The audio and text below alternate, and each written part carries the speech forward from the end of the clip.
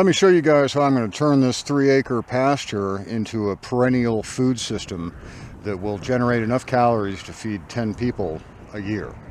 Bill Mollison told us that the problem is the solution. What he meant, I would imagine, is that if you run into an obstacle in your efforts to try to build out your permaculture system, that if you actually analyze what the problem is, it's going to reveal solutions that you hadn't even considered. And in this case, the problem was primarily a fire.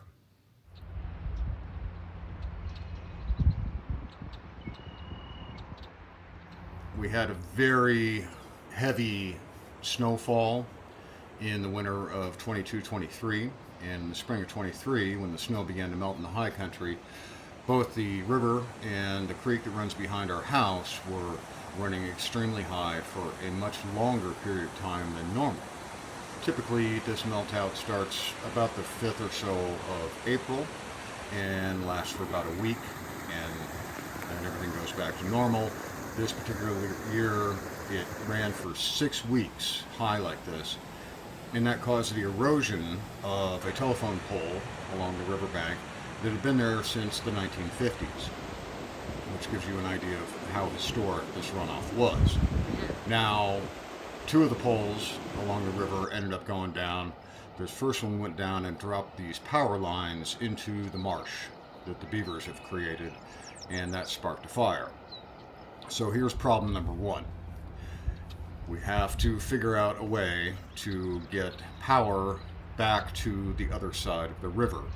There are actually only 2 locations where these transmission lines cross the river and provide service to all the folks who are east of me. So in addition to the problem of getting power over to the other side of the river, I also had some issues going on in my pasture that I wanted to address anyway. And in the negotiations with our local electrical cooperative, I was able to remedy some of those. And then as this project developed, I came up with a few solutions that solved several problems.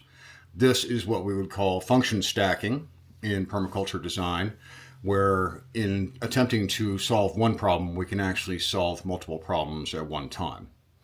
So as I rotationally grazed my cattle through this 3-acre alfalfa pasture, the soil infiltration improved, which is a good thing, which means that more water is getting deeper in the soil and less is running off, creating erosion and other issues.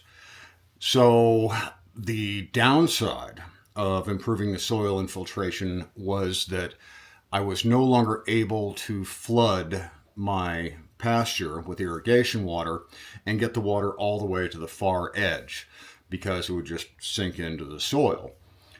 Now, when you're operating a flood irrigation system, most folks will use gated pipe and field marks. So you just take a shallow plow tine and scratch a mark on the surface of the soil. And the idea being that you put your gated pipe all along the leading edge of the pasture, and you open the gates and they flood into the marks, and the marks carry the water across the field. That requires not only that you have the gated pipe, but also that you remark that field every single year. And if you don't have a field marker and a good tractor, well, you're going to be paying somebody else to do that work for you. So I've marked it a couple of times. The gated pipe solution doesn't really work for me because I'm rotationally grazing these dairy cows in different paddocks, and they need to have access to stock water to drink. And if everything's in the pipe, well, that makes it very difficult to get water to the cows without developing an entirely different system. So the supply ditch in my pasture was degraded from years of use and cattle stomping in it, and cheatgrass and other weeds growing up in it. And I would go through and mechanically clear it out with the backhoe and the tractor from time to time. But ultimately, it needed to be completely recut, and this provided an opportunity to do just that. So in our negotiations with the electrical cooperative to get service across the river, they wanted to do something pretty dramatic, which was put two 50-foot towers at the edge of my pasture and run a span of 1,208 feet across the river to my neighbor's place on the other side. He was game, and after we negotiated the deal, I was game as well. I can't see these towers from my home here in Zone 1, so they weren't really an eyesore that I would have to look at perpetually.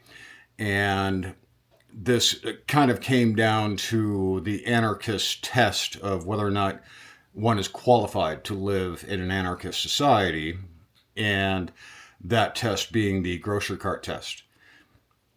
If you return your grocery cart to the corral after you go shopping, you are qualified to live in an anarchist society because there is no law that requires you to do this. It's simple courtesy to others. And if you're the kind of person who just leaves your cart wherever you unload it, then you're probably the kind of person that needs to live under tyranny, because somebody has to control your behavior because you won't, out of the goodness of your own heart, do it yourself. The greatest defense against tyranny is humiliation of tyrants. If those who wish to control the population through fear are ridiculed in public, their power evaporates. You can get a cool t-shirt like this at the radicalgastronomy.com merch store, and I'll put a link in the description below if you'd like to get one of your own. And you can look at the other wonderful offerings that we have there and support the channel by buying a little merch. Sure appreciate you guys. Thank you.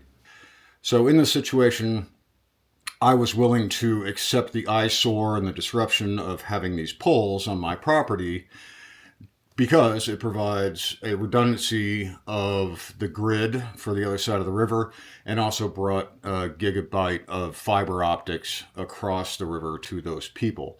So it was the sort of thing that, my minor inconvenience and the eyesore, to me, was worth it for doing something good for the greater community. Now, part of the arrangement that I made with the electrical cooperative is that they would bury my service from the corner of the property all the way to the house. This eliminated a telephone pole that was right in the middle of my gate so that I could not route my driveway around to get out of the gate unless I had 24 feet of clearance to get things like trailers through. And so eliminating that pole allowed me to go down to a 14-foot gate and put it in an automatic gate opener, and lots of great improvements that way. And it eliminated 3 other poles that were on my place as well. So that was a great benefit. And they also have agreed to connect a secondary service at another location in the future. So that was all in the deal. The problem was that the subcontractor who dug the trench for us to bury the fiber and the electric filled in my supply ditch to the pasture in that process, and the arrangement was that he would then cut a fresh ditch going the other way. Unfortunately, I told him to make that new ditch 14 inches deep, and he made it 36 inches deep.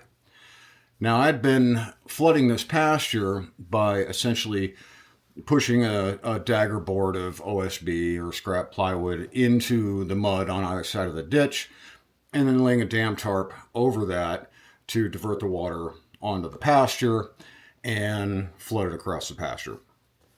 So with this new deeper ditch, I was unable to get any water out of the ditch at all and onto the pasture. So I had to come up with a solution pretty quick because we were still early in the growing season and I was counting on all the forage that would grow up and feed the cows for the season. So I designed these concrete gates.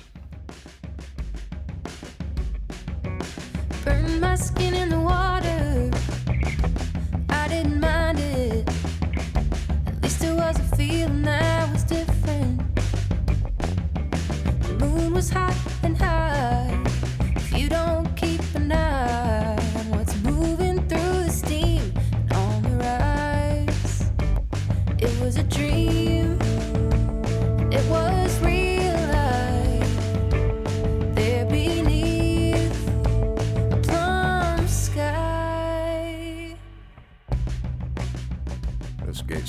was a little too elaborate and unnecessary, as you'll see in a moment here. But I reinforced these with some old cattle panel I had laying around the farm. And then sprayed them all down with diesel fuel, help that concrete release. My thought with this was that I would be able to slide a board into this groove left by this form, but it just ended up being a little too complicated of full shape to get the forms off without busting up the concrete. So I poured those, let them set up, and then I've got this board split in two, but yeah, backing it out caused the corners to just crumble. So I modified this, just put that notch on one side, as you can see here. In point of fact, wasn't necessary at all. You could just put a board on the upstream side and the pressure of the water would hold it. So to install these, I backfilled into this 36-inch deep trench to get up to where the bottom of the gate would be. And then I had this old dam tarp that I've been using to flood in seasons past. And I thought that if I lined the trench, it would keep the soil from underneath eroding away, and wrapped another liner around this gate for good measure. Then it was basically a matter of getting her set in there and then stuffing it in with the backhoe and the tractor. This worked okay, but the tarp configuration was not ideal, and I was still getting a good bit of blow-by that was causing erosion, and that would eventually wash these gates out. But at least it was proof of concept. Once I got these all pressed down and level where they needed to be, I go through and pin back the tarp to the sides of the ditch.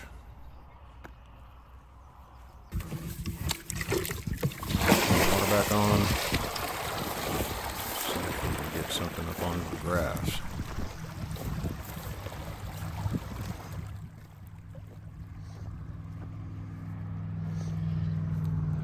See, I've got some stones there helping to weigh down that tarp.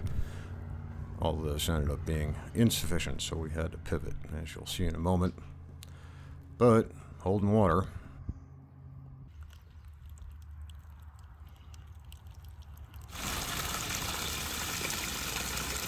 Well, we've got water. Let's see if we can get it on with the grass. Stagger board. A little wide.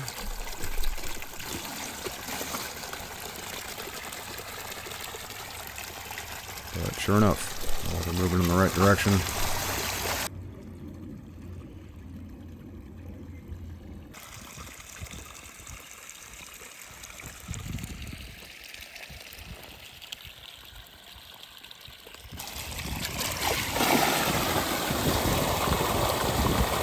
That system will work. Needs a little fine tuning.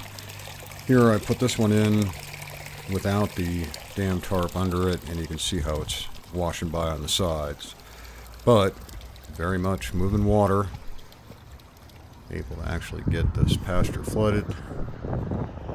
And I have a solution for the leaking blow-by in this 9 by 100 foot dam tarp. The dam tarp has a sleeve on one side, and I just cut these about 8 feet or so wide, and then it's 9 feet long. That allows me to get it to the bottom of the trench and basically make a tarp bathtub.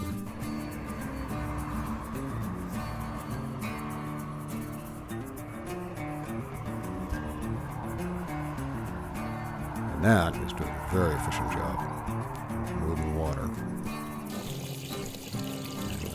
open these, I just have to pull the pipe. As the cheatgrass and other things grow in, these tarps may not be necessary for too terribly much longer. As you can see, we're actually getting some good water on this field, and then I can just move the pipe down to the next gate and flood the next section. While we had this berm all torn up from digging that new trench. I figured I might as well go in and put in some asparagus and strawberries and other perennial crops into this growing space that's always got water next to it. So if these little plants can get their roots down to where the soil's wet, they should have pretty consistent irrigation throughout the season. These are asparagus that survived being plowed over by the backhoe. I top planted the whole berm with buckwheat just to have a cover crop in there that would put a living root in the soil and discourage competition, and mulched over all that. And put some rhubarb in and a few trees here and there. There's the asparagus coming up through the mulch. It'll be 3 years before we eat off of these, but it was a good time to get them established. In 6 hours, that gate over there has flooded all the way to the other end of the pasture here. My catchment ditch is flowing. There's water coming into it from multiple spots. But the problem I have, I've got those gates set at 20-yard spans. All of this is well soaked all the way across the pasture. But then I've got this little spot here. It's just dry as a bone. You can see the water stepping down all those gates. And then this is the one that I have locked. So it's flooding all this here.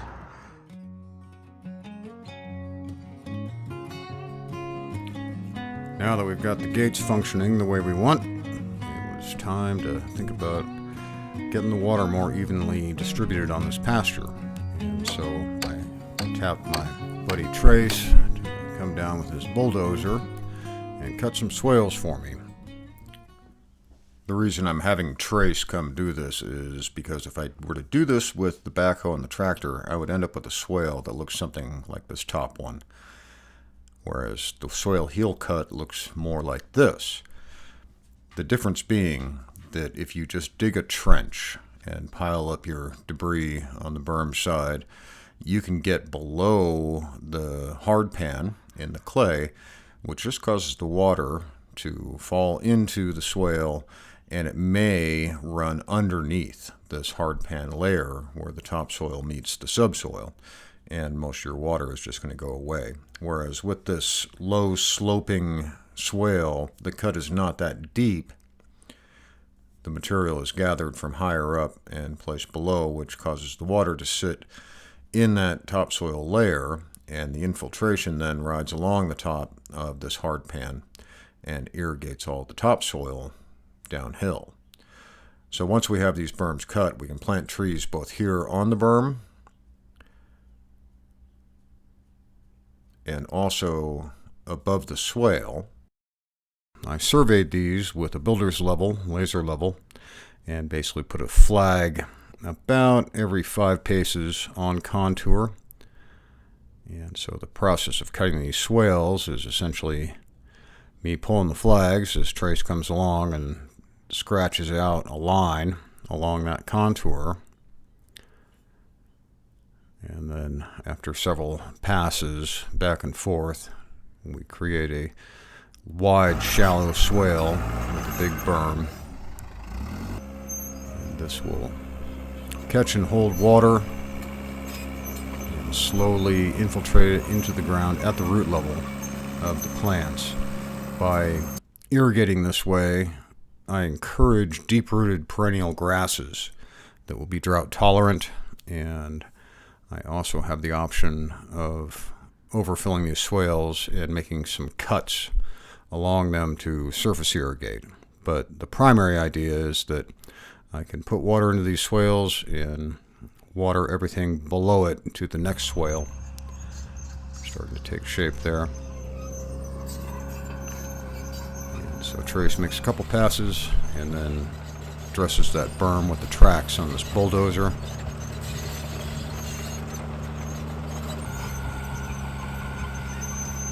He does this work for Mark Shepard's Restoration Agriculture Development from time to time, and works with Jake Tackiff. And so here we are flooding Swale, and you can see that the water gets caught by the swale and gets transmitted rather rapidly from the supply ditch all the way to the other side of the pasture. So what used to take 6 hours now takes about half an hour to get these swales filled up.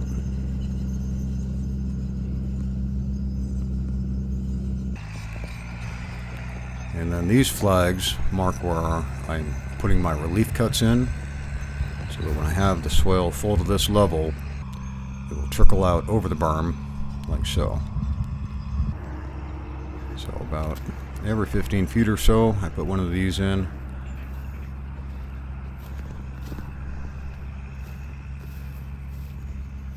So this gives me the option of sub-irrigating, surface irrigating, or doing both.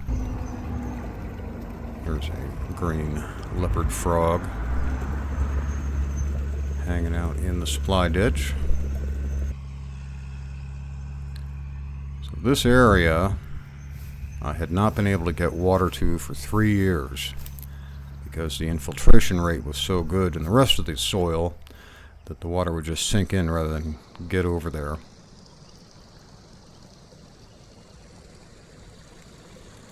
This lower swale is actually being filled by the upper swale, and then the surface irrigation going over the top. So when it gets to that lower swale, it just spreads out and sinks in.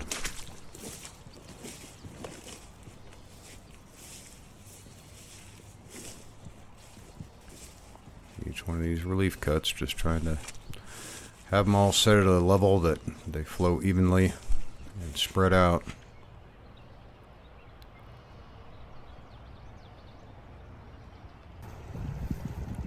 Maintaining these paddocks between the swales is pretty easy with stepping posts and polywire, and as you can see, the grass responded quite well to this irrigation system. And there's Bucky the bull hanging out with his mom in the high grass.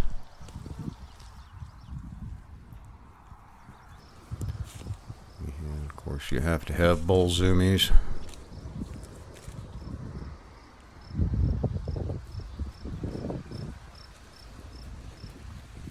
You can see we've got pretty good even growth on this pasture.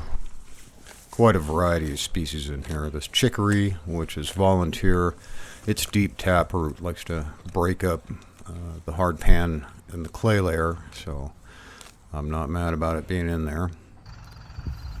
And then here's that area that hadn't had water in 3 years after 2.5 weeks of irrigation. It's got 2 feet of alfalfa on it. And that's without seeding anything. That was just what was in the soil. So by managing this pasture without insecticides or herbicides or anything like that, I get good habitat for pollinators and polyculture of different species that pop up. And as the soil condition improves, the profile of grasses and legumes will tend toward what a cow likes.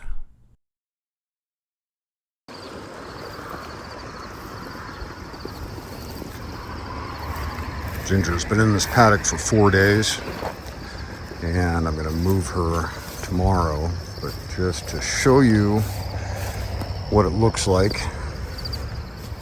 before she goes. So most of the grass has been clipped down. There are some species that she does not prefer, or they've got thistle hiding in them, but still pretty good soil coverage, good diversity of things going on in here. Chicory, rye, alfalfa. The ground is quite dry in this paddock.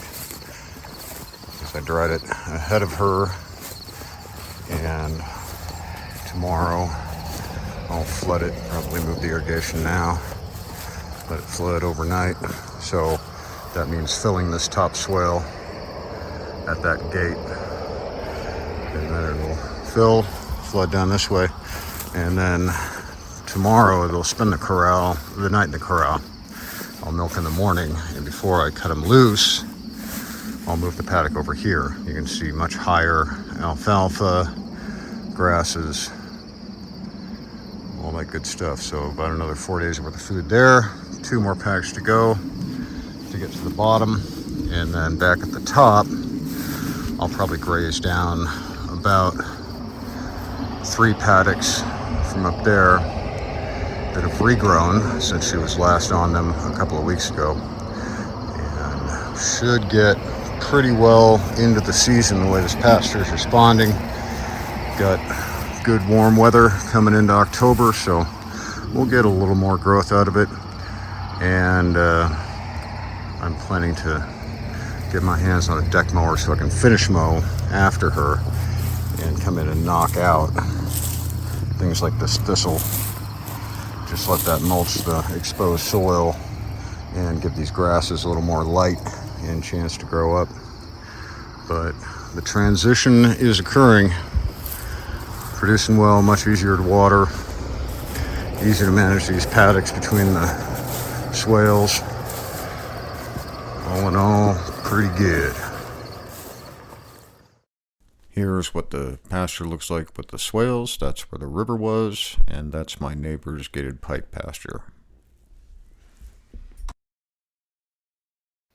Because the pasture is not in sight of the house, there are some security issues for smaller livestock. So the cows, they're fine. They've got horns. They can defend themselves. I'm not worried about them. But I couldn't, say, run chickens or lambs or something like that in that area because I don't have a livestock guardian dog that's up there all the time, and that's difficult with the proximity to the road.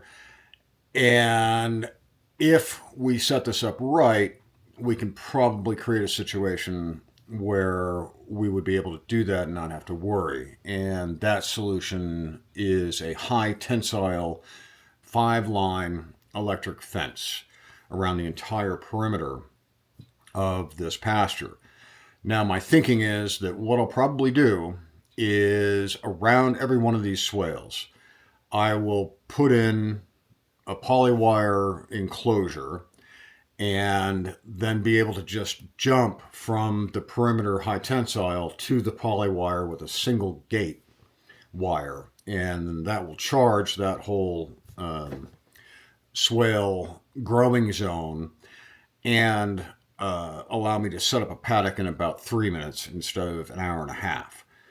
By fencing off around each one of these swales, I'll actually make them deer proof on the inside. The thing about deer is if you want to fence them out, you need probably about a 9-foot fence because that's how high they can jump, or you need 2 3-foot fences that are within 10 feet or so from one another because they don't like to jump into an area where they're not sure they can stick the landing and have enough room to launch themselves out. So even uncharged, if I do like a 3-line poly fence around each swale, that should give me an area where I can plant trees and not have to worry about deer pressure shearing them off as soon as they get in the ground. So that's another problem solved in this system.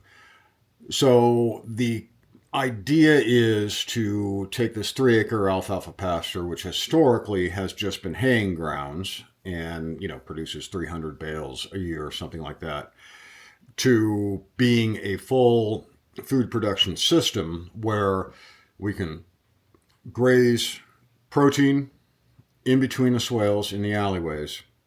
We can plant the berms and the uphill side of the swale with a food forest polyculture of fruits, nuts, berries, and other fodder plants, and even have an area in which we could put beehives. I mean, there's this bear that's living down here at the river, and if I had beehives that were unprotected, boy, that guy would come toss them on the regular. So having an enclosure where we can, allow the deer to jump the fence and pass through, but not disturb the plantings.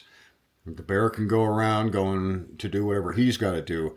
But within that high tensile electric fence, I can now run extra meat birds and other species of protein producing animals, have the beehives, and go from just producing 300 bales of hay to producing hundreds of pounds of cheese and butter and yogurt and cream and endless bushels of fruit and nuts.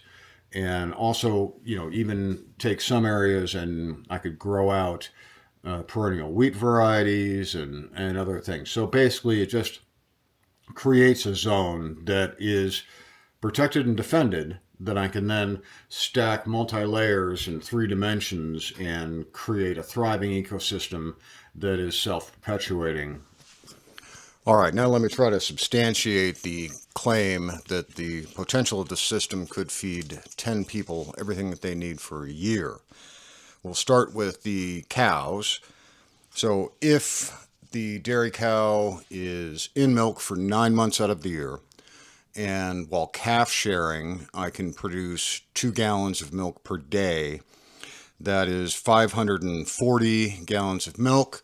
We can get 1 pound of cheese from every gallon of milk, and then also have the whey as a feed supplement for other livestock. But just in cheese, that ends up being 984,960 calories worth of cheese. The average diet for one adult is 2,000 calories per day times 365. You end up around 750,000 calories required for each person per year. So we've got almost 1 million calories off of cheese. And then that cow is going to have a calf every year. And so if we're pulling one beef animal off of the pasture every year, that's 800 pounds of beef. And that's another 921,600 calories. The meat birds, if we were to run 600 meat birds a year, which the pasture certainly could support following the cows, and a lot of the protein that the chickens are going to eat is going to come in the form of larvae that they scratch out of the cow pies, thus reducing the pest pressure on the cattle and providing food for the birds. If we ran 600 birds and they average 5.5 pounds, that's 1,498,200 calories in chicken. And that's without running any egg birds in the system, which one could also do. Now, on fruit trees, if we were to plant out dwarf rootstock fruit trees, we could get about 30 in each swale. They're about 150 feet long. We would do one every 10 feet, both on the berm and on the top side of the swale. Each one of those trees at maturity is going to average 2 bushels of apples, 48 pounds per bushel, and the resulting caloric value, if every swale was planted out in trees at that density, would be 5.2 million calories of fruit. And that's not factoring in honey. If we had 6 hives, that would end up being about 60 pounds per hive of honey, and that comes to 380,000 calories there. So with just the fruit, the dairy, and the meat birds, we have a total of 7,684,681 calories coming off the system. So yes, theoretically, it could absolutely feed 10 people. There are certainly lots of other potential yields that we could get out of a system like this. For example, if I do end up using elm trees or catalpa trees or something like that as a hedge, then I could pollard those off at about 4 feet high, and all the prunings could be fuel wood for a rocket mass heater, such as I built in this video here, and that would supply all of the heat for your home off this system. And of course, as I mentioned before, you could run lamb, you could even run some pork in there to finish on fruit falling off the trees, eggs, and then in the underlayer, the understory below the fruit trees, you could grow strawberries, cane fruit like raspberries and blackberries, vining crops like grapes. So there are lots of different ways that we can maximize the yield out of this little 3-acre plot. I won't run it that hard. I'll plant it out gradually. I'll probably put in 20 or so high quality fruit trees and a bunch of support species like nitrogen fixers and fuel wood and things like honey locusts, which also provide pods, which are good forage for cattle. So there are lots of flexible options that I can get into as I actually build this thing out. So be sure to subscribe to the channel if you want to watch that process and see what comes out of it. And if you want to know how I store all the cheese that I make with these dairy cows, then check out this video about how I made this cheese cave. At least it was a feeling that was different. The moon was hot and high.